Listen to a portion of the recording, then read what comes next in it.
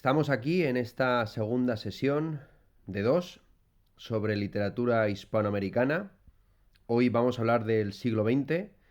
No os voy a marear otra vez con el torbellino siniestro de disquisiciones historiográficas que embarró la clase pasada. Aceptemos a priori, con la seguridad de un mandato profesoral o divino, que el siglo XX empezó en Hispanoamérica en 1898, con la pérdida definitiva de Cuba, Puerto Rico y Filipinas. Si aceptamos de una vez esa fecha, ojo, cuidado, el siglo largo para nosotros no sería el XIX, como propuso inicialmente Eric Hobsbawm. Aunque sea por la minucia de 2 años, podemos referirnos alegremente al largo siglo XX. Aunque no sabemos y casi ni queremos saber cuándo concluyó. 1989, con la caída del muro de Berlín. 2001, con la caída de las Torres Gemelas. Pues nuestro siglo va, como ya sabéis, de caerse.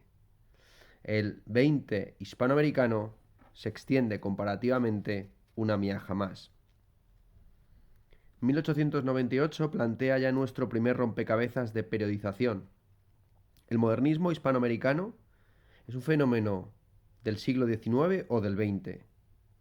Para empezar, tenemos los equívocos términos de modernidad o modernismo que refieren a realidades muy dispares según el contexto. En filosofía, hace 40 años que se fatiga a la inteligencia del público con el santo y seña de la posmodernidad, pero ningún filósofo se ha calificado nunca de modernista. No existe el modernismo como corriente o escuela filosófica, ni siquiera como insulto externo o retrospectivo, reapropiado luego como seña de identidad polémica. Nada. Ahí tenemos ese gato con 3 pies de una posmodernidad sin modernismo que la preceda y perdone. Una observación lingüística, por cierto. Fijaos en que nada moderno se conjuga ísmicamente. Hablamos a tontas y a locas de la posmodernidad o del posmodernismo, vale, pero sus secuaces rara vez se llaman posmodernistas, mejor dicho, posmodernos. Así se deja caer, como quien no quiere la cosa, que la posmodernidad o el posmodernismo no es una facción en lucha, no es una alternativa entre otras, sino más bien un estado, una situación, una circunstancia que hemos de sobrellevar como mejor se pueda. No en balde, el pistoletazo de salida editorial para el mare magnum de panfletillos que aún hoy nos anega no se tituló El manifiesto posmodernista, a modo de apuesta arriesgada, sino más bien a título de inventario La condición posmoderna, por Jean-François Lyotard. Claro que ese título descansa sobre una premisa que dudo si llamar post, pre o moderna a secas. La premisa de que el pensamiento y el lenguaje reflejan el mundo, se adecúan al mundo e incluso constituyen el mundo, son ellos mismos mundo. La premisa de que entre filósofos no hay lugar para los manifiestos porque una de dos, o bien la filosofía ya refleja, ya se adecua, ya constituye, ya es el propio mundo, y entonces no requiere siquiera manifestarse, o bien no logra nada de eso y por ende no es verdadera filosofía, sino falsa opinión, pseudociencia, literatura, ismo. Ya desde el título, sin sobrepasar la cubierta del libro, Lyotard supone que existe una única condición, una condición para gobernarlos a todos, una condición para encontrarlos, una condición para atraerlos a todos, la condición posmoderna. No discutamos ahora si Tolkien es post, pre o moderno a secas. Mordamos esa bala, traguemos ese sapo, asumamos con la nariz tapada que al menos en filosofía lo post, pre, lo anti, lo meta y hasta lo moderno a secas no son ismos sino condiciones. Nadie en su sano juicio se tilda a sí mismo de posmodernista, ni premodernista, ni antimodernista, ni metamodernista. La pregunta, a la postre, es si podemos tildarnos de modernos sin que nos deriven al loquero. Muchos filósofos Han abrillantado los quilates de su pensamiento con epítetos de primicia o novedad frente a las antiguallas filosóficas de su tiempo. Pero ahí no hay óbice para refrendar, como modernos, a todos los que pretendieron serlo en su época. Véase el nuevo órgano de Francis Bacon o la ciencia nueva de Giambattista Vico, pero también, ¿por qué no?, el Nuevo Testamento. Recordemos de pasada que entre Jesucristo y las pirámides de Giza hay más distancia temporal que entre Jesucristo y nosotros. ¿Por qué íbamos a ser nosotros y no él, los modernos?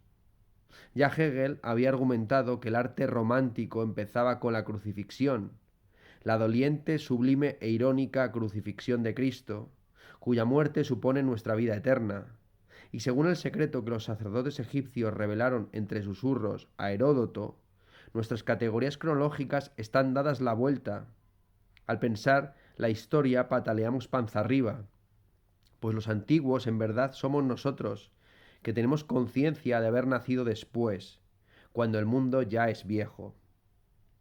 Los únicos pueblos nuevos, modernos o modernistas, son los que carecen de memoria histórica, los que ignoran decididamente su propio pasado, como los atolondrados griegos a juicio de los prudentes e impávidos egipcios. Así nos reconciliamos con el sano sentido común cuñao, que tacha de modernillos de mierda iros a tomar por culo a quienes quiera pretendan descubrir el Mediterráneo, inventar el fuego o patentar con copyleft la rueda. Quien no conoce la historia está condenado a repetirla, dijo alguien, a saber quién, no me acuerdo, lo leí en algún sitio. Sería insensato negar la existencia y supervivencia sociológica de los modernillos de mierda, no así de los modernos o modernistas filosóficos. Se asume como una convención inamovible que la modernidad filosófica arranca motores con Immanuel Kant o René Descartes, porque patata. Se sabe de sobra que Descartes o Descartes bebe de fuentes previas hasta el borde mismo de la dipsomanía. Un poco más y se ahoga de cirrosis intelectual en las bebidas espirituosas de la ontología, según Francisco Suárez, del escepticismo, según Francisco Sánchez, y del mecanicismo, según Gómez Pereira. Y se sabe de sobra que Kant adecua y adeuda un buen porcentaje de sus conceptos a la escolástica alemana, cuyo capital filosófico se puede traquear hasta el paraíso fiscal escolástico de Francisco Suárez. ¡A qué bien!, exclaman los imperiofílicos rosalegendarios españoles, amantes del nombre Francisco. La modernidad empezó con España, y ya estamos de vuelta en el torbellino siniestro de disquisiciones historiográficas sobre 1492, con el que había prometido no aburrirles de nuevo. Aunque ningún filósofo haya recibido nunca el santo y seña del modernismo, el lugar común de los apuntes y manuales es que la modernidad filosófica se distingue, da la nota por su culto a la razón científica. El racionalismo y el cientificismo, junto a otros ismos nefandos como el machismo, el etnocentrismo o la falta de gusto literario, son los cargos de conciencia elevados contra los modernillos de mierda filosóficos. Tiene gracia, por supuesto, que esas mismas confusas acusaciones las dirigieran filósofos arquetípicamente modernos contra la escolástica, juzgada por unanimidad el buque insignia de lo antiguo, de lo carca, de lo premoderno en filosofía. Si a los humanistas no les gustaba ni un pelo la escolástica, ello se debía a su enfoque racional, no emotivo respecto a Dios, a su fijación obsesiva con la ciencia teológica en detrimento de la prudencia retórica, a su gusto excluyente por la tradición patriarcal eurogriega, descuidando irremisiblemente lo judío, lo asiático y a la Virgen María. Pero ante todo, si a los humanistas no les gustaba ni un pelo la escolástica, ello se debía a que la escolástica era ilegible. Hace una semana, esa misma imputación de ilegibilidad la enfocamos, frívolamente quizá, contra el siglo XIX hispanoamericano. ¿Contra todo el XIX? No, no contra todo. Salvamos de la quema, por falta de alusiones, al modernismo. Mira tú por dónde, qué casualidad. En literatura, al revés que en filosofía, sí que hablamos de escritores modernistas, rara vez modernos. En literatura, la modernidad o el modernismo sí que son ismos. En literatura no se ha forjado un único anillo de Sauron post, pre o moderno a secas, sino tantos como cánones literarios se reconozcan. En el Atlántico Norte, incluyendo esa rara avis, esa kriptonita ibérica, ese ornitorrinco hispánico que son Portugal y Brasil, el modernismo son las vanguardias. En Hispanoamérica, en cambio, el modernismo precede y prepara las vanguardias. Así se da el caso, confuso y alegre, de que los modernistas hispanos sean premodernistas para el resto de Occidente. Este trabalenguas responde tan solo a la arbitrariedad y ofuscación propias de las disputas nominales. En la clase pasada trazamos un esbozo conceptual para responder a esa pregunta, cuando dibujamos la raya de demarcación entre el norte y el sur del Océano Atlántico en términos de modernidad literaria alrededor del paralelo medular de la novela realista.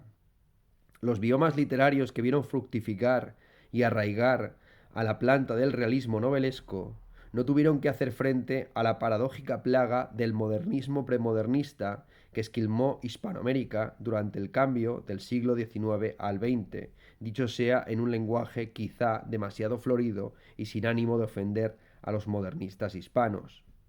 En Hispanoamérica no hubo novela realista, pero en España sí, con Benito Pérez Galdós, Emilia Pardo Bazán, Leopoldo Alas Clarín y otros tantos paquidermos como los tilda Rafael Reich en Literatura, Manual de Literatura para Caníbales 2, La cadena trófica.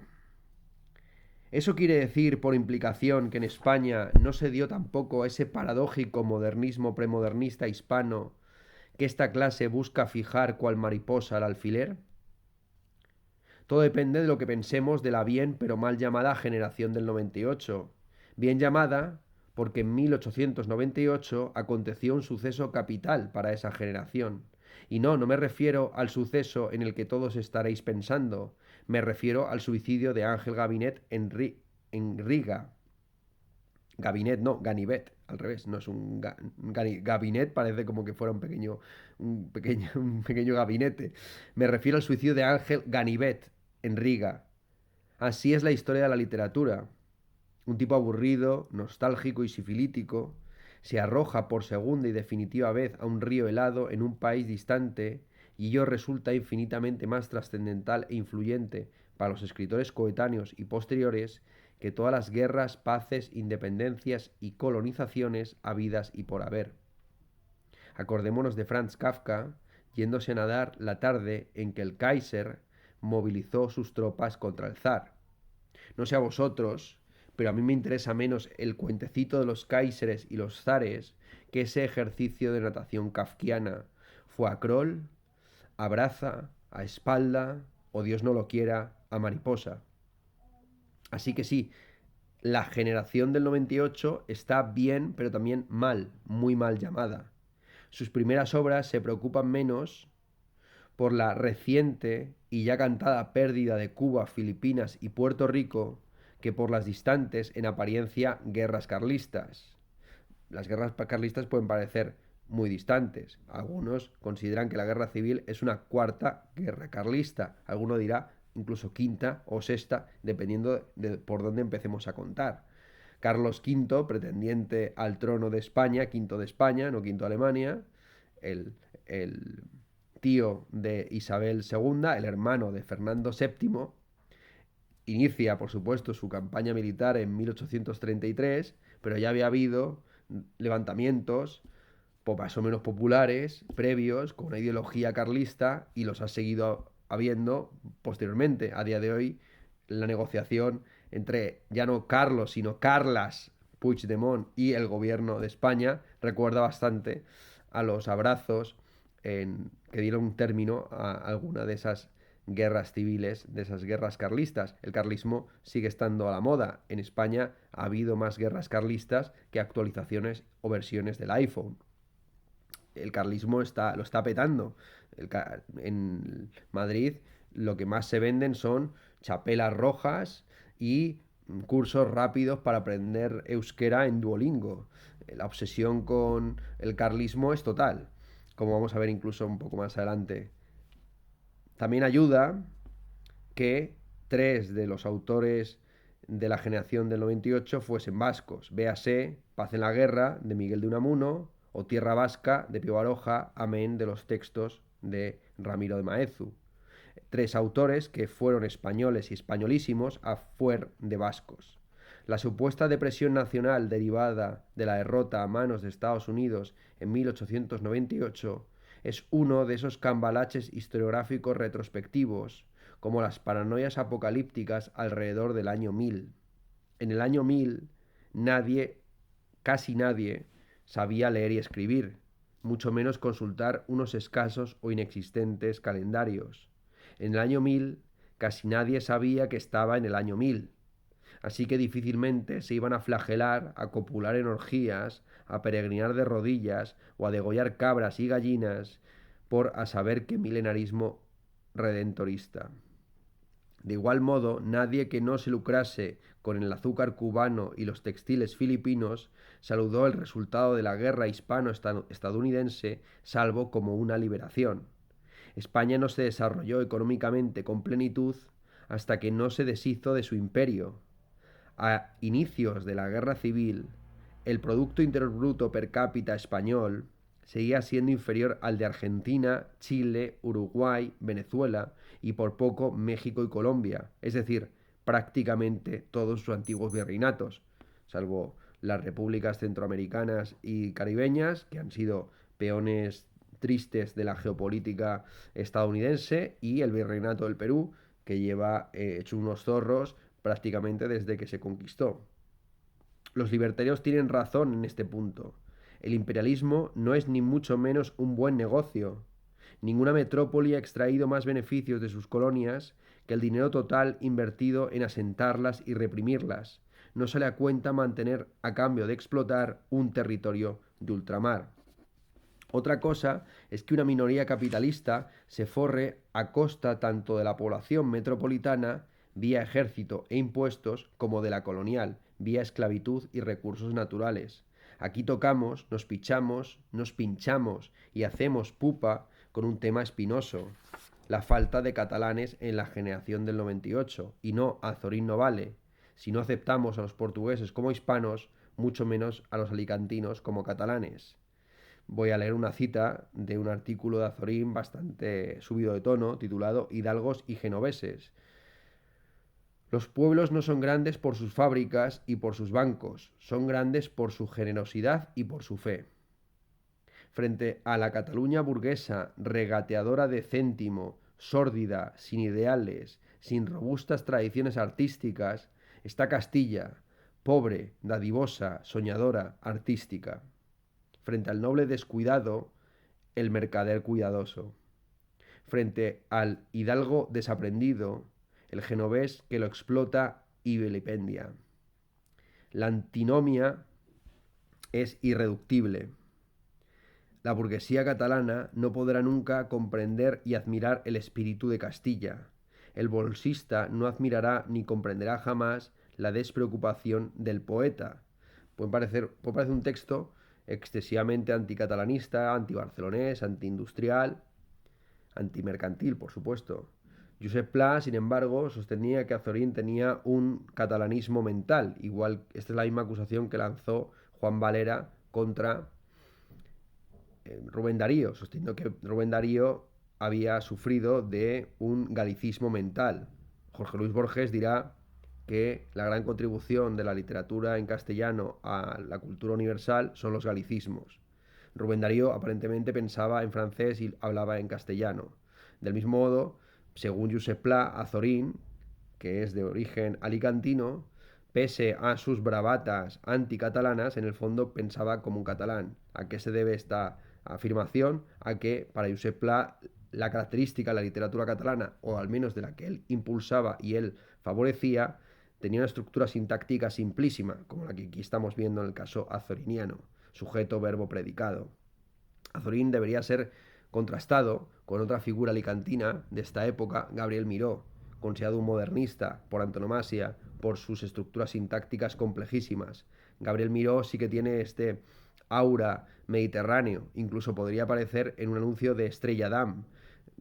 Gabriel Miró y su obispo leproso, en vez de chicos guapos tomando cerveza en alguna cala de, de la Costa Brava. Gabriel Miró, con su prosa modernista, aparentemente se encuentra más cerca de el modernismo catalán, que es de lo que vamos a hablar inmediatamente a continuación. Habiendo sido la burguesía catalana la principal beneficiaria neta del expolio cubano y filipino, todos los autores del 98 deberían haber nacido en Barcelona. Pero ya se sabe que en España gozamos de una compartimentación espaciotemporal de la literatura, y en las Castillas se encumbra al 98 porque versificó el paisaje castellano, igual que en Andalucía se enseña primordialmente a los andaluces del 27 y en Cataluña a los catalanes del 14. Y así entre regiones y generaciones se reparte equitativamente el pastel literario español. Pero las palabras vuelven a traicionarnos. ¿Qué es el modernismo sino la traducción al catalán del modernismo hispano? Sobre este tema hay muchos debates y muchas bromas. A mí me viene a la mente una referencia que ya puede sonar arcaizante a la disputa que tuvieron los youtubers conocidos y famosos otrora, Dala Review y Miare, en relación a un perro, un tal Argos, que estaba en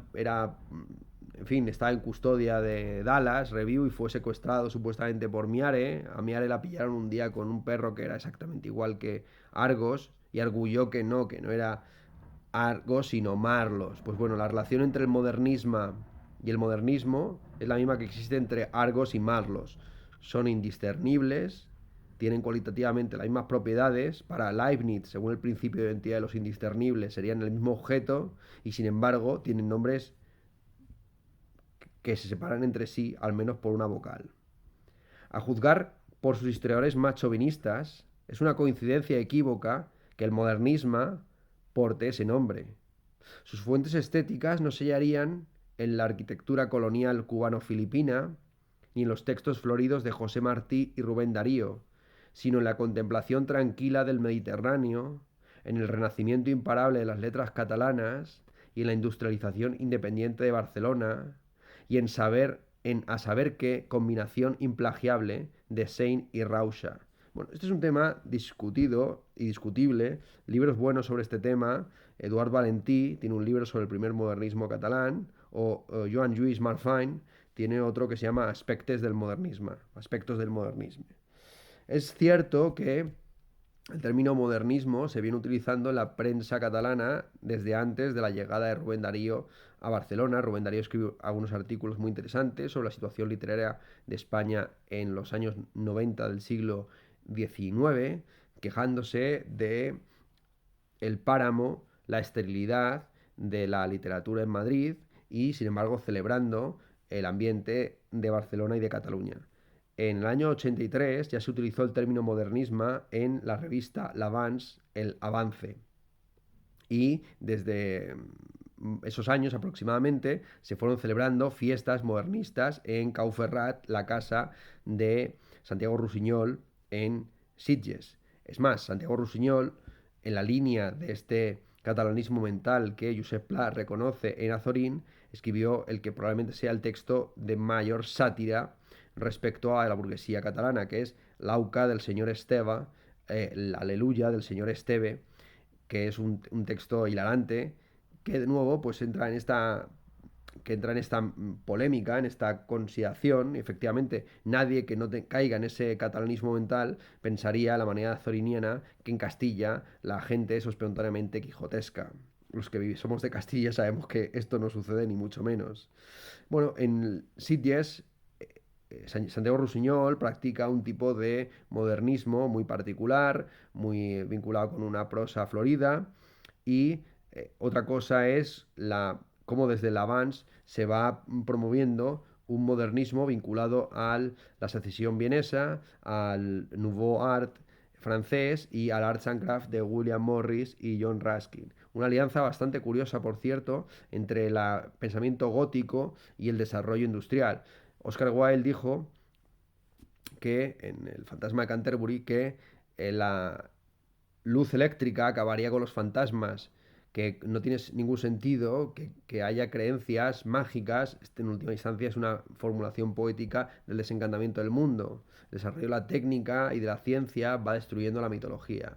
Hoy sabemos que es al revés, es más, todo el desarrollo de la literatura fantástica se produce precisamente en el país más industrializado del mundo, que es la Inglaterra victoriana. Es ahí donde surge la literatura gótica vinculada precisamente a la tecnología. Y autoras recientes de literatura gótica, como puede ser Samantha Schweblin en Argentina o Mónica Ojeda en Ecuador, lo que hacen es vincular los viejos temores de toda la vida de Dios con la alta tecnología, en el caso, por ejemplo, Samantha Schweblin en Distancia de Rescate, con el uso de pesticidas en las plantaciones del campo argentino. Entonces, lejos de producirse una extinción de los fantasmas por la luz eléctrica, el principio básico de la ciencia ficción es que una tecnología lo bastante avanzada es indistinguible de la magia y por lo tanto continuamente vemos cómo van surgiendo fantasmas. Precisamente es la luz eléctrica la que al acostumbrarnos a situaciones de luminosidad plena como la que me encuentro ahora mismo, nos vuelven más intolerantes respecto a las oscuridades y sospechosos, suspicaces acerca de ello. Lo que hasta entonces se podía asumir como algo natural, que es que a partir de una determinada hora las sombras pueblan tu casa, esto se convierte de repente en algo traumático o por lo menos digno de neurosis. Bueno, total que el modernismo catalán bebe de estas dos fuentes, curiosamente, del Arts and Crafts, donde por un lado tenemos el pensamiento industrialista de William Morris, el mantenimiento de los principios artesanales, el contexto del desarrollo capitalista y burgués, y el gusto por lo antiguo de John Ruskin, incluso más allá de lo gótico, de lo más antiguo y arcaizante. Y así tenemos una ciudad como es Barcelona o una región como es Cataluña, donde el modernismo básicamente consiste en la versión kitsch industrialista de un pasado gótico que se inventa prácticamente de cero, en una reconstrucción fantasiosa de lo que había sido el condado de Barcelona o el reinado de Aragón.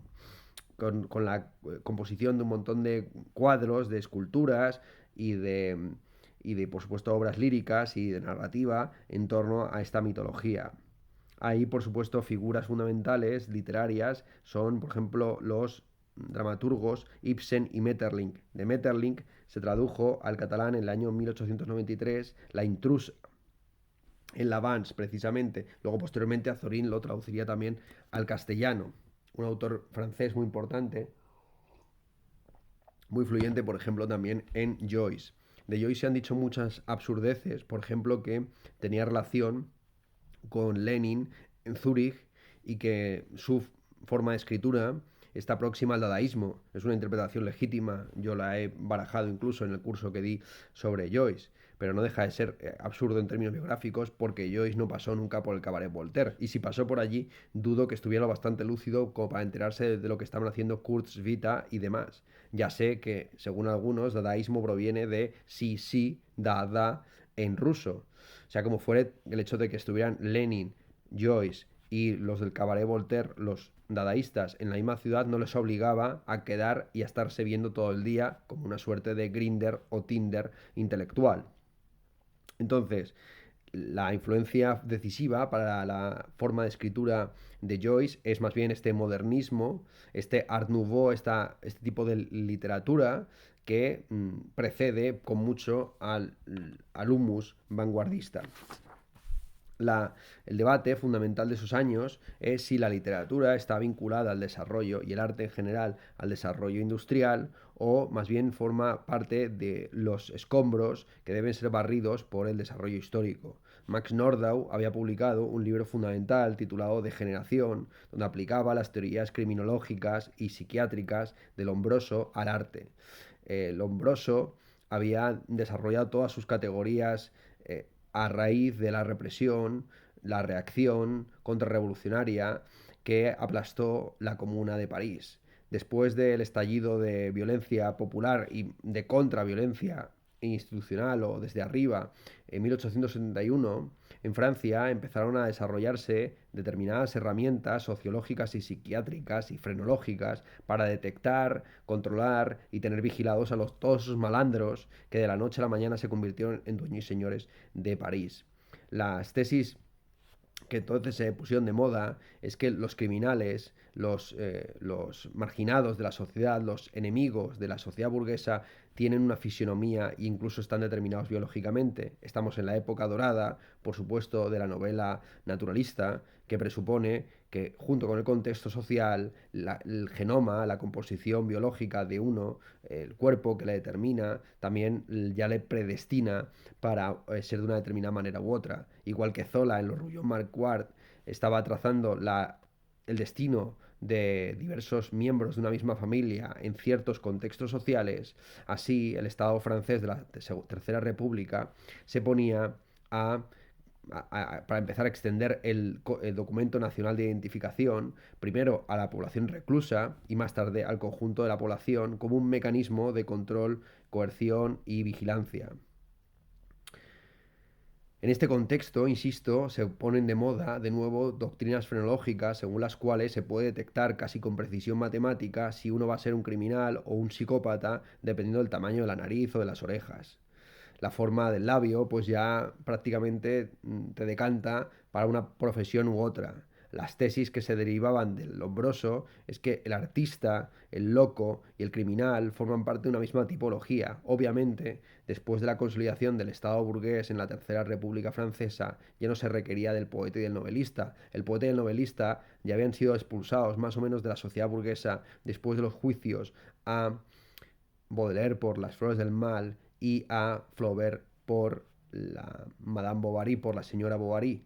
Pero esto se volvió mucho más acuciante en las décadas posteriores, la década de los 60, no digamos 70, 80, 90, con figuras como Verlaine y Gambeau, que ni querían, ni buscaban, ni nunca iban a obtener el reconocimiento de las instituciones mientras siguieran vivos. Ya muertos son mucho más fáciles de canonizar y de convertir en estatua. Pero en vida, estos homosexuales drogadictos, alcoholizados, ladrones en muchas ocasiones, pues eran vagabundos, eran imposibles de compatibilizar con las buenas costumbres, con las buenas maneras, con las familias bien del republicanismo burgués francés. Bien, entonces, las tesis de Max Nordau son estas, básicamente, que la literatura, el arte, lejos de estar impulsadas por el desarrollo económico y social, pues son un desecho a ser marginado y expulsado, incluso mal considerado. En el fondo, los artistas no son sino degenerados que contribuyen a el decaimiento del pool genético de la especie, de la raza, de la etnia, y el arte en general, y no digamos ya el arte moderno, no es sino una degeneración, una decadencia de los estándares clásicos previos.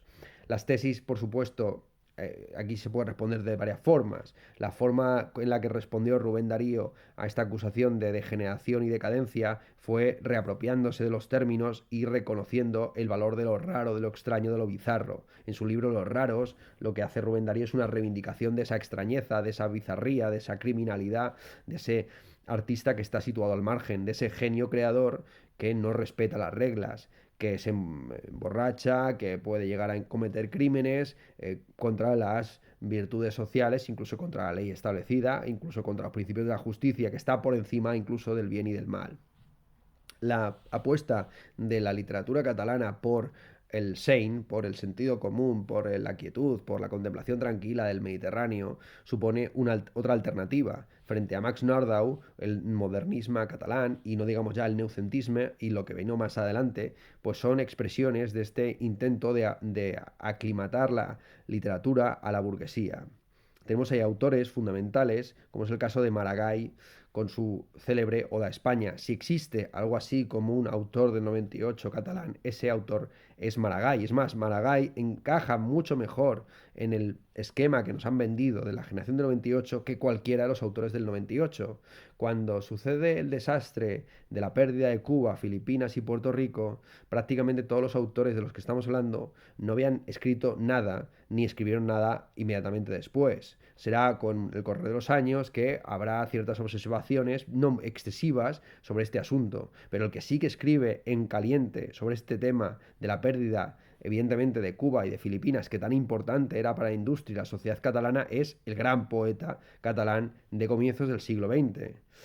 El de finales del siglo XIX ha sido Jacint Verdaguer, el Joan Maragall, el gran poeta de comienzos del siglo XX catalán, escribe una oda a España y escribe otro poema a los heridos en la guerra de Cuba, que son los textos fundamentales para entender este contexto, esta situación.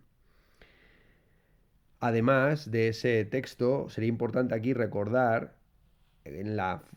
insisto, en esta respuesta que le da Maragall y los poetas modernistas de su contexto a las tesis de Max Nordau, el poema que le escribe después del atentado anarquista en el Liceo. Un anarquista lanza una Orsini, una bomba que mata a un buen número de burgueses, declarando la guerra de clases, la lucha de clases.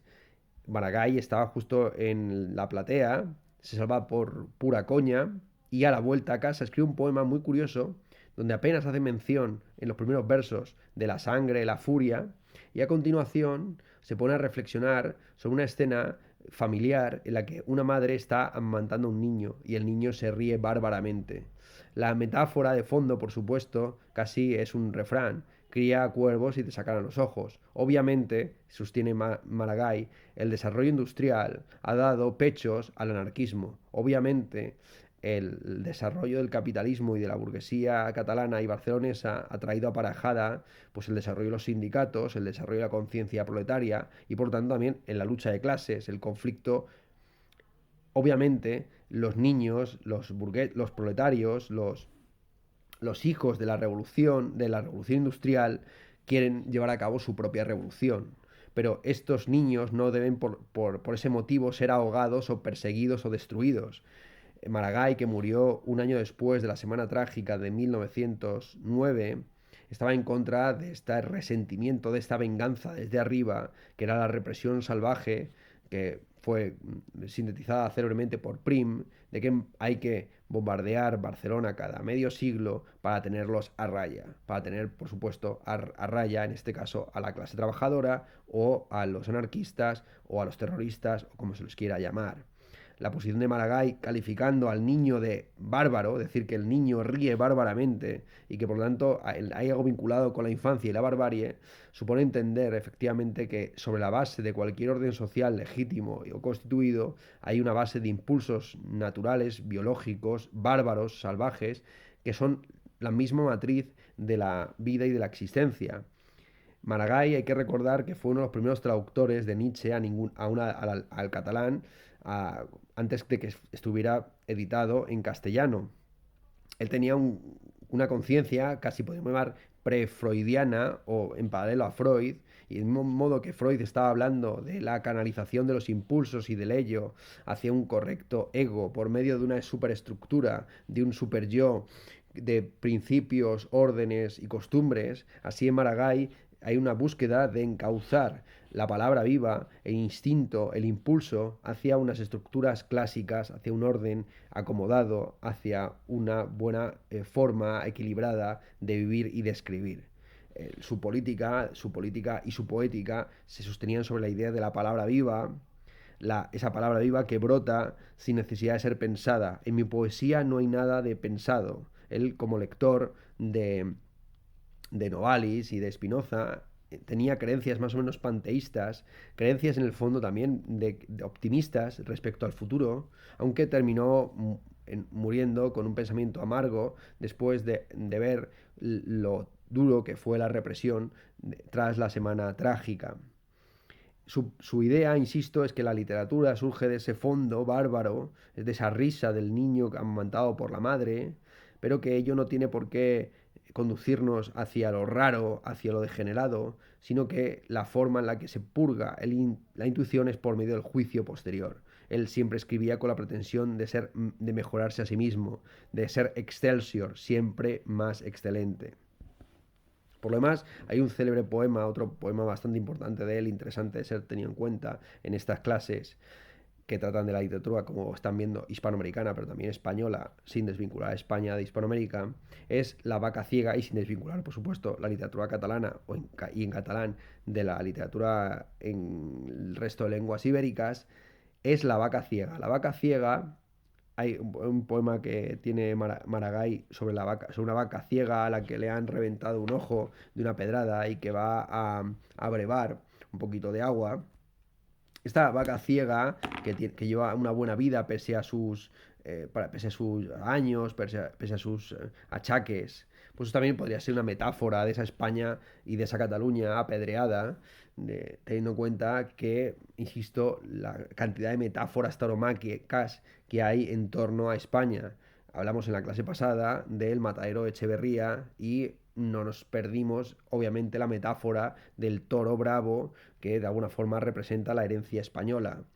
Eh, Curiosa situación en la que los federalistas, que se consideran a sí mismos restauradores de la verdadera religión traída por los españoles, sin embargo despedazan al toro bravo que representa a España. Aquí tenemos una vaca, que es el equivalente femenino de esta España, cuyos pechos ya parecen secos y de los cuales no parece manar más que hiel. Entonces, esto es un poco lo que podríamos decir.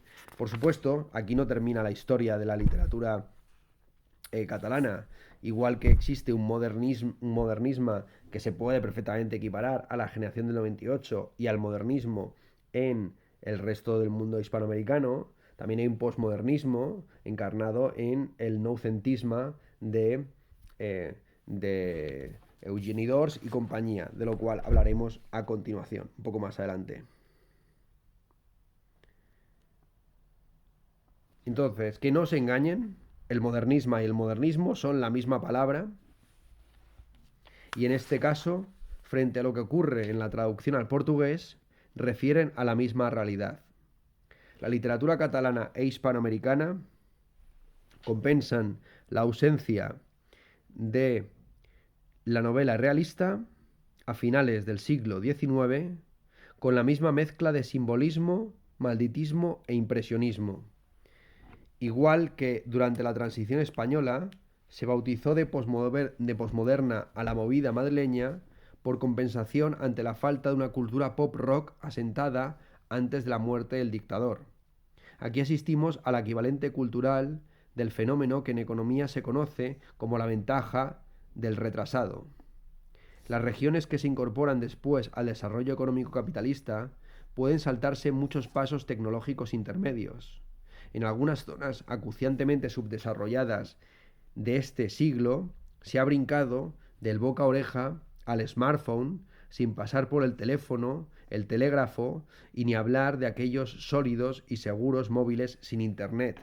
Del mismo modo, en un campo aún menos sometido a la lógica sustitutoria de la innovación y el progreso, como son las artes, ¿en qué sentido upgradea Shakespeare a Homero o Pizarnik a Safo?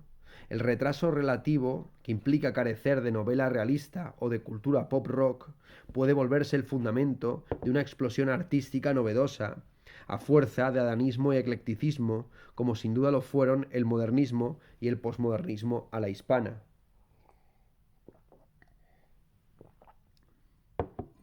Pero ve aquí otro tropiezo cronológico.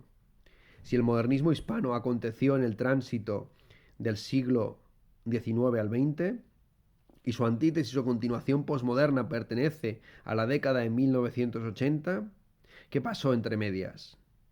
Son demasiados años como para hacernos los suecos. Agarrando el toro por los cuernos, Juan Ramón Jiménez proclamó con solemnidad que todo lo escrito en castellano durante el siglo XX no son sino afluentes, meandros y deltas del modernismo. El modernismo es un movimiento envolvente, escribió.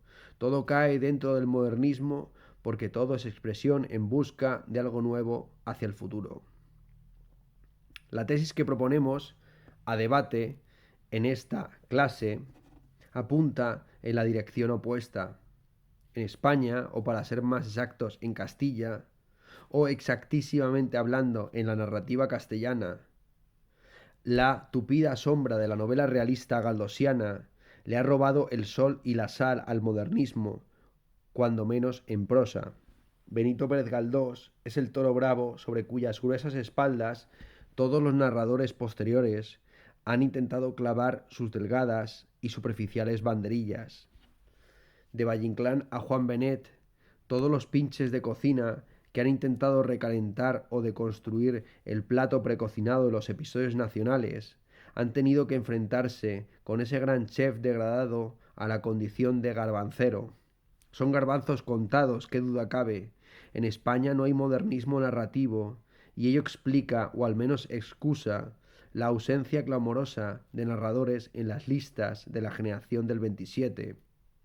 Esa ausencia habitualmente se justifica apelando a 1936, cuando estalló una singular y pequeña guerra de géneros dentro de la Gran Guerra Civil, en la cual los mejores novelistas del país se pusieron del lado de Franco, obteniendo una amarga victoria en la historia política de España que a largo plazo se ha vuelto una derrota aplastante, un olvido tenaz, un ninguneo interesado en nuestra historia literaria.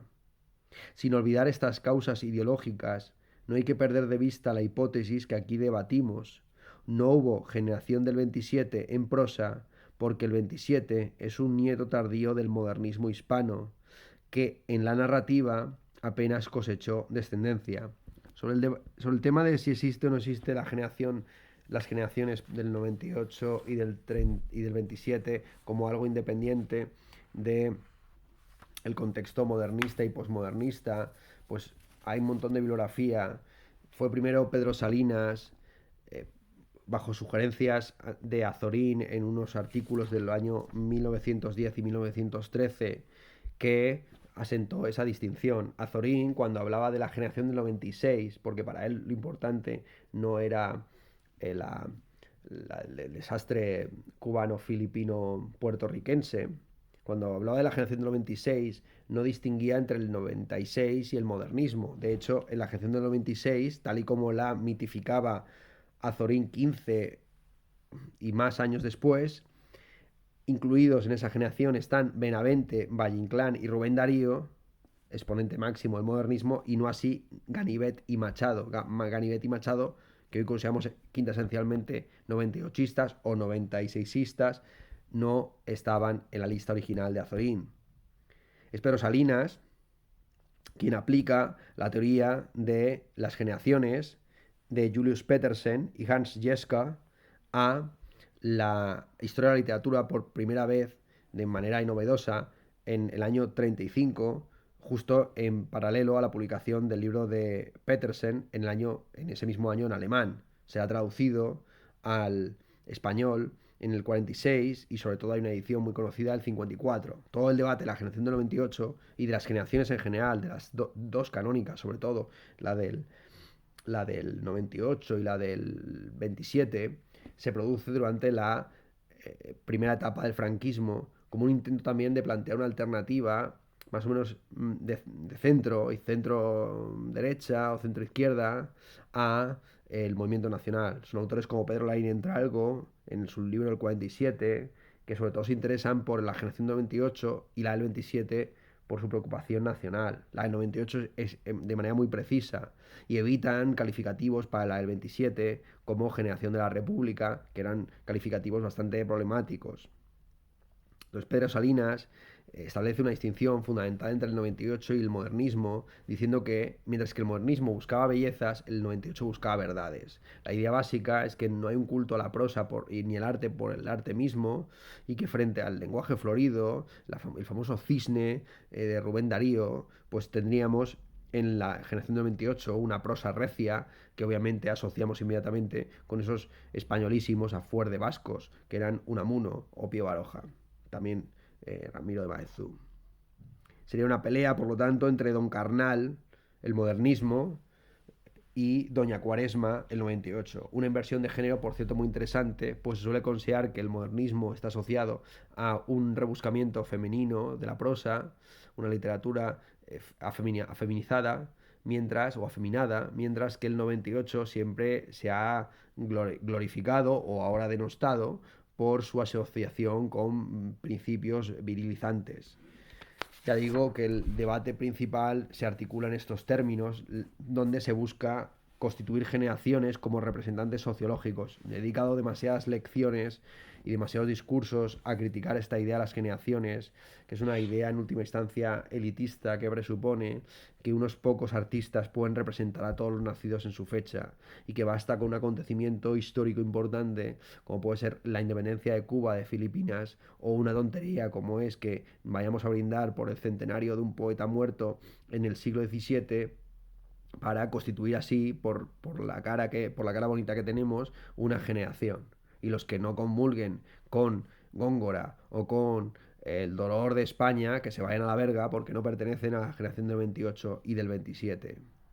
Por supuesto, además, frente a esta idea de las generaciones de Petersen, que involucra la existencia de un caudillo o de un líder que crea además una estética que vincule a todos los artistas y que represente a su época, pues tenemos la teoría de las generaciones de Ortega, un poco más refinada, y que además obliga a establecer periodizaciones intermedias. Por supuesto, los orteguianos insistieron continuamente en la existencia de una generación intermedia entre la del 98 y la del 27, esa generación del 14 a la que pertenecería el propio Ortega, que no encaja ni en un sitio ni en otro, porque tiene preocupaciones hispánicas como los del 98, pero también apuesta y da coba y crea el espacio editorial, intelectual, sobre el que van a fructificar las obras del 27, dándoles espacio en sitios como, por ejemplo, Revista Occidente, donde van a publicar muchos de sus poemas y de sus libros más emblemáticos. Entonces, ¿existe la generación del 28 como algo distinto del modernismo o no? Pedro Salinas fue el primero que lo sugirió. Más tarde, Guillermo Díaz Plaja se volvió loco con una taxonomía abracadabrante y barroca, distinguiendo generaciones y subgeneraciones y hornadas y haciendo una numerología casi patética ya para cuadrar eh, eh, en qué años había nacido cada uno. Al final parecía que había una especie de complot cósmico para que hubiera unas distancias exactas de nacimiento entre los del modernistas y los del 98. Damas Alonso también fue por esa línea, sin meterse en tantos líos como Díaz Plaja. Contra ellos, ¿quiénes estaban? Federico Onís, Juan Ramón Jiménez, por lo que hemos visto, y Ricardo Gullón, que tiene un libro literalmente titulado La invención del 98. Hombre, obviamente el 98 es la forma en la que el modernismo se expresa en España. Porque junto con el modernismo lírico, que es el más conocido, no podemos descuidar tampoco la prosa de circunstancia, la prosa de intervención política. ¿Quién más comprometido nacionalmente, políticamente y al mismo tiempo con una forma de escritura absolutamente personal y modernista que José Martí?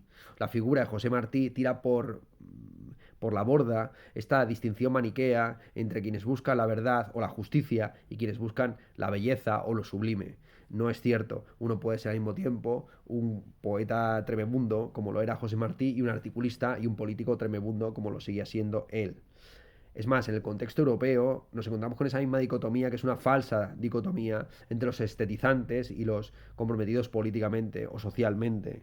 Así, por ejemplo, después de la guerra franco-prusiana, cuando Francia se replantea por completo su modelo educativo, porque se da cuenta de que ha sido derrotada por Alemania no por los azares del campo de batalla, sino básicamente porque están atrasados en química, en física, en matemáticas, en todas las disciplinas básicas. Se han dedicado básicamente todo el siglo XIX hasta 1871 a tocar la flauta, a perder las bases fundamentales de la física y de la química, que no pueden seguir adelante con ese principio estúpido de que la revolución n'a pas besoin de savoir, que la revolución no necesita de científicos o de sabios. Vaya si lo necesita, vaya si necesita de científicos y de sabios. Han sido envueltos en Sedán, han sido destruidos por completo, han sido humillados por el Kaiser y por Bismarck, precisamente por esta falta de instituciones de investigación científica básica vinculadas al desarrollo industrial y tecnológico del país.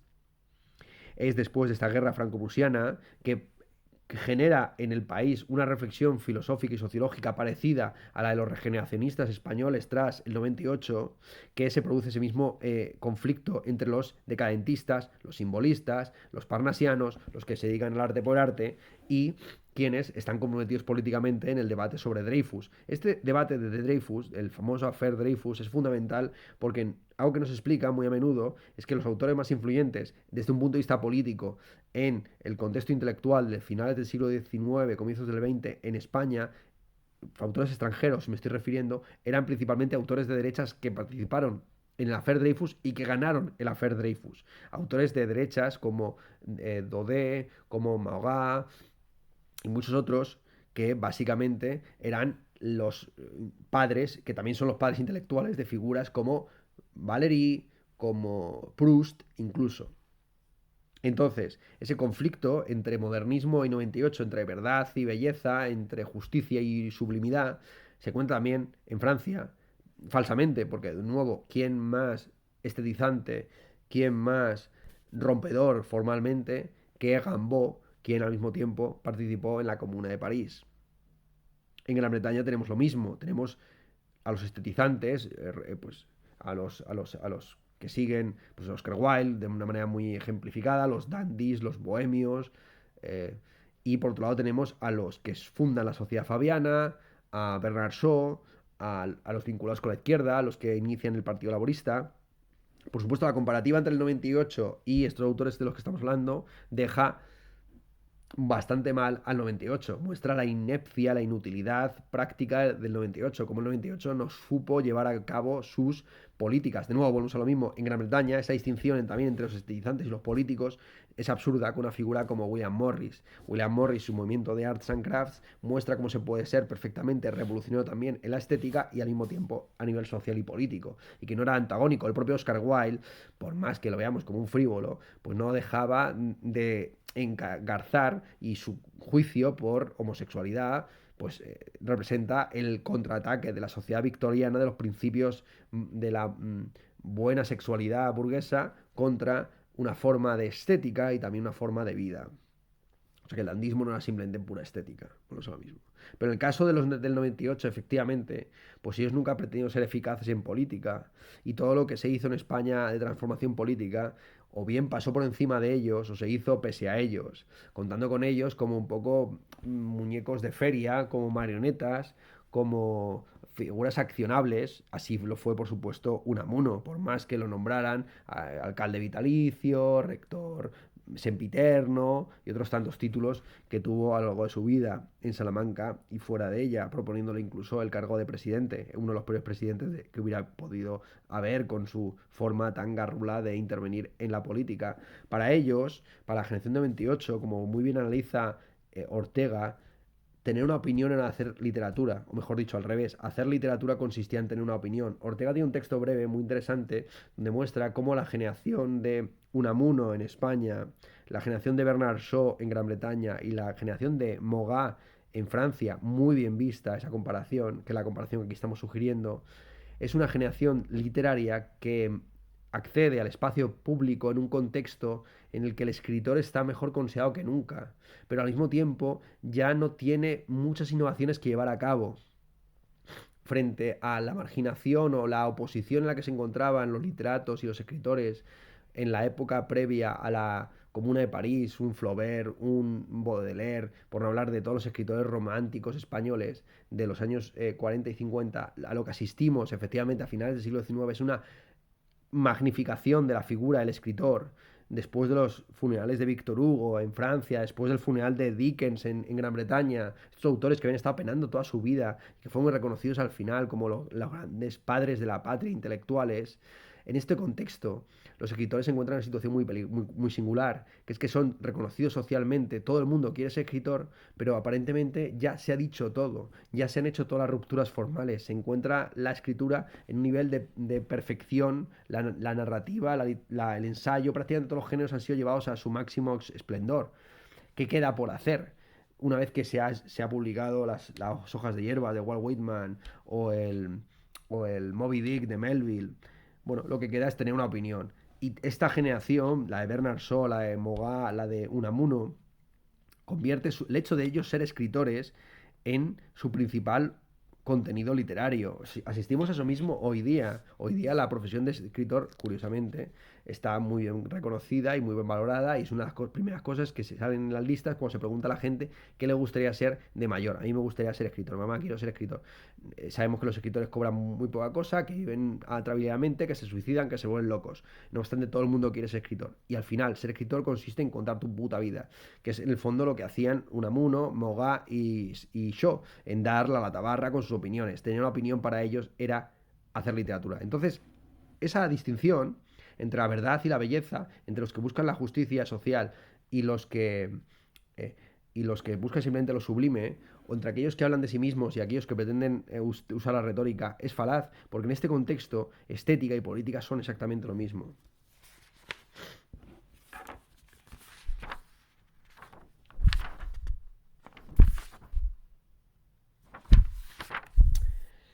Quizá no sea impertinente recordar que el término posmodernismo se divulgó por primera vez en Occidente en el libro que dio a conocer a la generación del 27 al otro lado del Atlántico.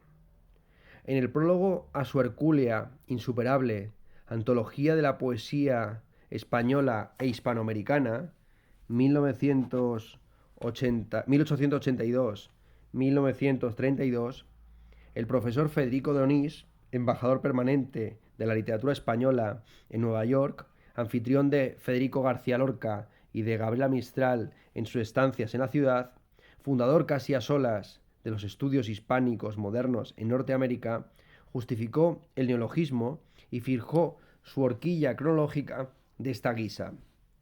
El posmodernismo es una reacción conservadora, en primer lugar, del modernismo mismo. Bueno, escribe como el orto. Federico Onís, por desgracia, ha sido olvidado, pero algunos dirán también por suerte, porque la forma en la que tenía que escribir realmente se lo tiene merecido. No se puede escribir modernismo mismo. El posmodernismo, 1905-1914, es una reacción conservadora, en primer lugar, del modernismo mismo, que se hace habitual y retórico como toda revolución literaria triunfante y restauradora de todo lo que en el ardor de la lucha la naciente revolución negó. Esta actitud deja poco margen a la originalidad individual creadora. El poeta que la tiene se refugia en el goce del bien logrado, en la perfección de los pormenores, en la delicadeza de los matices, en el recogimiento interior, en la difícil sencillez, en la desnudez prosaica, en la ironía y el humorismo. Bueno, este tipo de numeraciones también muy cansinas, típicas de una literatura castellana actualmente agotada. Son modos diversos de huir sin lucha y sin esperanza de la imponente obra lírica de la generación anterior en busca de la única originalidad posible dentro de la inevitable dependencia. Solo las mujeres alcanzan en este momento la afirmación plena de su individualidad lírica, que se resuelve en la aceptación o liberación de la sumisión y la dependencia. Cita interesantísima, dado que tanto por la coletilla final sobre las mujeres como por la periodización tan extemporánea que ofrece Onís. 1914 es una fecha familiar, reiterada e incluso agobiante para este curso, el inicio de la Primera Guerra Mundial, pero ¿qué demonios ocurrió en 1905? 1905-1914, la fecha que él ofrece para el posmodernismo. El término fue acuñado aquí. Insisto, si ustedes van a obras como la de los orígenes del posmodernismo, de Perry Anderson, verán quien acuña el término posmodernismo es Federico Onís. Esto lo sabe todo el mundo, salvo los propios españoles, que un español acuñó el término posmodernismo. ¿Qué ocurrió en 1905? Nada realmente, más allá del toque de Onís por trocear el periodo en parcelas de 9 años. Trocearlo en múltiplos de 9. 9 son los años en que triunfa el modernismo, 1896-1905, y 18 en que emerge el ultramodernismo, 1914-1932. Este último neologismo se granjeó menos ovaciones al otorgar la distinción de prefijo cronológico a la vanguardia más ninguneada de la época, el ultraísmo. Los ultraístas de verdad, como Guillermo de la Torre, se quejaron porque Onís los había dejado fuera. ¿Qué poetas españoles pasaron el corte, pues? Pedro Salinas, Jorge Guillén, Gerardo Diego, Federico García Lorca y Rafael Alberti. La generación del 27, en una palabra y dos cifras. Así se grabó en moldes dorados el malentendido terminológico de creer que el 27 es la gran contribución española a la poesía vanguardista, cuando es justo al contrario. Los 27, llamémosles así, escribieron después de, en contra de, borrando la memoria de los verdaderos vanguardistas. La mayoría se apuntó a la moda de la poesía pura francesa, quinta esencia de la reacción antivanguardista, nostálgica de un clasicismo irrecuperable, que en España se tradujo en una rehabilitación del barroco plebeyo e inmediatamente después en la exportación de ese surrealismo complaciente en que se amodorró y saldó al por mayor la vanguardia europea, de la fetichización de los gitanos y los marineros y los negros, a ojos de los señoritos que siempre fueron Lorca y Alberti, se produjo un corrimiento de tierras irremediable hacia el culto al miliciano como macho absoluto y definitivo de la literatura políticamente comprometida durante la Guerra Civil. No por azar, la gran antología del 27, la de Gerardo Diego, se imprimió en 1932, al año de que proclamaran la Segunda República Española aquellos venerables padres de la patria que, coincidencia entre las coincidencias, también eran los padres intelectuales y en algunos casos hasta biológicos de nuestros entrañables 27. Por eso resulta interesante el estrambote de Onís sobre la poesía femenina moderna, dentro de un recorrido poético que en breve se enderezaría hacia la faloforia patriarcal en carne viva. Todas las poetas incluidas en su antología pertenecen a ese curioso interregno posmoderno de 9 años de duración. La selección no es mala. María Enriqueta, María Eugenia Vaz Ferreira, Delmira Agustini, Gabriela Mistral, Alfonsina Storni, Juana de Ibarburu y María Villar Buceta. No están todas las que son, pero sí viceversa, y sin duda descuellan sobre la ristra de nombres masculinos coetáneos, divididos en categorías tan hilarantes como modernismo refrenado, reacción hacia el prosaísmo sentimental o reacción hacia la ironía sentimental. Las únicas con atributos positivos y versos memorables son las autoras, efectivamente. Ello nos plantea la pregunta inescapable del porqué de esa emasculación expresiva de los discretos varones del posmodernismo poético, o al revés, el porqué de esa copiosa floración femenina que dirían entonces. La respuesta de Onís, la idea de que las autoras de la época sacaron fuerzas justamente de las flaquezas sociales y literarias, la idea de que la poesía femenina posmoderna se resuelve en la aceptación o liberación de la sumisión y la dependencia, suena a chiste macabro, pero a mí no se me ocurre nada mejor. Hagamos balance de lo que hemos descubierto por ahora. Hemos descubierto que el modernismo es el movimiento estético clave en el paso del siglo XIX al XX, algo que ya intuíamos por el bachillerato, y hemos descubierto, cosa no tan al alcance de los bachilleres, que el posmodernismo hispano concluyó en 1914 y fue una edad de oro para poesía escrita por mujeres. Esto lo podemos también trasladar, por supuesto, a el contexto catalán. Si estamos viendo que el posmodernismo hispano dio toda esta floración de escritoras, conforme al argumento de Onís de la aceptación o rebeldía contra la sumisión, podríamos plantearnos en qué consistió el posmodernismo lírico catalán. Consistió en buena medida en la extensión de las premisas del del novocentismo, no sé cómo se traduce esto al castellano, el novocentismo de Eugeni d'Ors y la Mancomunidad de Prat de la Riba, que básicamente exaltaba los ideales germánicos, los ideales de la deportividad de los locos años 20. Una autora que está en esta línea, por supuesto, es Ana María Saggi, estudiada recientemente por Juan Manuel de Prada, un autor próximo al carlismo. No estoy de broma cuando digo que el carlismo es lo que lo peta recientemente. Ana María Saggi, campeona mundial en lanzamiento de jabalina, fundadora del Barça, una escritora y deportista fundamental de estos años. Es un ejemplo, entre muchos más, que se estudia Juan Manuel de Prada, de escritoras de este periodo que están en esta época, en esta reflujo posmoderno. Tenía dos textos para terminar sobre el contexto de la generación del 98 y del modernismo. Pío Baroja, desde la última vuelta del camino, escribe: yo creo que en épocas anteriores a la nuestra no se constituía algo parecido a una generación hostil, porque el elemento bien situado iba dando la mano y aupando a la gente joven que se presentaba ante él. En nuestro tiempo, la juventud aspirante era sin duda muy numerosa, y los destinos por la pérdida de las colonias habían disminuido, así que no había mercedes fáciles que otorgar, y los descontentos eran muchos. La época puso a la juventud literaria en esa alternativa dura, o la cuquería y la vida maleante, o el intelectualismo con la miseria consecutiva. Rechazados en casi todos los órdenes de la vida pública y de la vida práctica, los jóvenes de profesiones liberales de este tiempo tendieron en su mayor parte a refugiarse en la vida privada o en la literaria. La mayoría de los que formamos esta generación habíamos estudiado mal y con profesores arbitrarios, cuando no estúpidos. Pero al dejar las clases nos quedó a muchos cierta curiosidad, cierto deseo de volver a lo que no habíamos aprendido.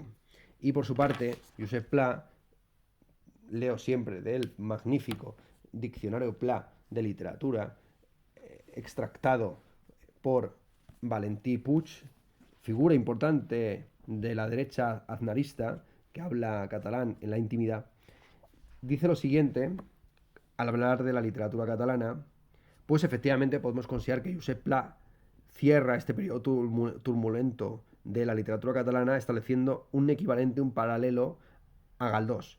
Si Galdós crea un modelo de literatura, un estilo medio, una forma realista de aproximarse a la realidad castellana o en castellano, el equivalente catalán, por supuesto, es Josep Pla, quien por medio de sus dietarios, sobre todo el Cuaderno Gris y todo lo que fue la edición de sus obras completas por destino, sentó las bases en buena medida de la obsesión catalana por la escritura del yo, por los diarios, las cartas, y ahí todos los autores que se han dedicado a profundizar en este asunto, pues Jordi Gracia, Jordi García, Ana Caballé y todos los demás que orbitan en torno a un, creo que instituto o un centro de estudios biográficos o algo así en Barcelona. Bueno, ustedes, para perdonar la imprecisión. Página 337 de esta edición dice lo siguiente Josep Pla sobre esta literatura catalana que él pretendía cerrar en este estilo, ya digo, medio, en esta forma de escritura limpia, clara, de sujeto, verbo, predicado. Los autores catalanes son, me parece, unos autores educados en el extranjero. De nuestros antepasados apenas nos podemos fiar. No existe ningún pueblo que ha tenido unos tatarabuelos tan simples, tan necios y tan tarambanas. Naturalmente, son unos excelentes autores y unos magníficos escritores, pero su época es demasiado atrasada. Lluís fue un genio. El cronista Muntaner fue un ampurdanés, charlatán y mentiroso, un buen compañero para ir a Montserrat. En realidad, el único logro literario importante de aquella época son los plagios de Metja. La gente de hoy tiene, comparada con todos aquellos señores, un valor 100.000 veces mayor. Y es por esta única razón por lo que se puede hablar de Renacença. Es muy probable que los mayores autores que hayan escrito en lengua catalana sean todos amigos nuestros. En Cataluña, quienes nos hemos ocupado de estos problemas y hemos tratado de establecer una literatura normal, hemos realizado una tarea ingente. Por una parte, subsiste en nuestra tierra una especie de escritor ultraindígena y supergótico que vive en pleno siglo XII, cuyos productos literarios producen un ruidito terrible de huesos petrificados de gallina. Este tipo de escritor casi siempre tiene un nombre israelita. Bueno, aquí Pla con sus pequeñas latigazos antisemitas. Hay que perdonárselo a este viejo ampurdanés. Por otra parte, está nuestra tradición latino-castellana, típicamente mediterránea, vacía, charlatana y retórica, que crea unas odas, unas elegías y unos ditirambos completamente tensos, almidonados y rígidos. ¿Qué podemos hacer nosotros, pobre gente, que formamos parte específicamente de la escuela de la vida? Hemos de luchar sin descanso. La tarea es larga y complicada, pero hemos de saber sacrificarnos en aras a la continuidad. Nuestro esfuerzo será valorado dentro de 3 o 4 generaciones. Y efectivamente, así ha sido, ya está. Punto y final. Aquí termina este pequeño díptico que engarza con algo que ya se anunciará y se publicará en este mismo canal. Hasta la próxima.